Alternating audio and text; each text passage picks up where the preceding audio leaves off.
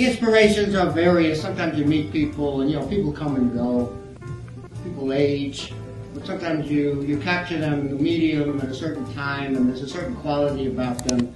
Also, they kind of inspire you, or they allow you to do a kind of picture you always wanted to do. But then everybody has their own kind of character, and they're good at something.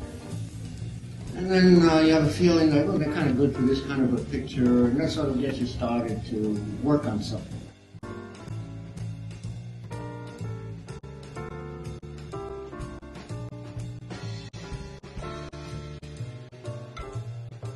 She saw my brother and I, our films, when we had our show there, and she contacted us afterwards and said, I'd like your pictures, here's my card. Maybe we can get together and, you might want to use me in one of your pictures. And in many ways, this is how my brother and I would get people to be in our pictures. So I took her up on that, and then when she was up in Northern California, I asked her to send some written material. I said, have you written anything, or written any poems, or even songs? Just send them to me, and I'll look at it, and we'll concoct something.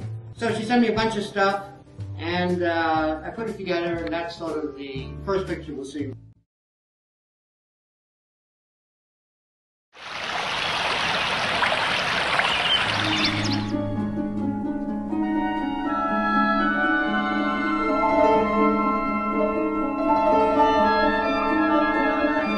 Thou shouldest build thyself a new dwelling at the border of the forest where silence holds no corruption.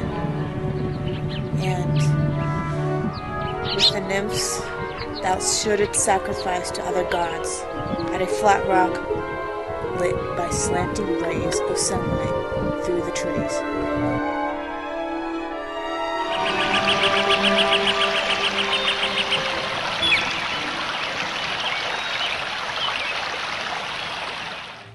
Sometimes you meet a person and you say, "Oh, this person can do the kind of picture I always wanted to do."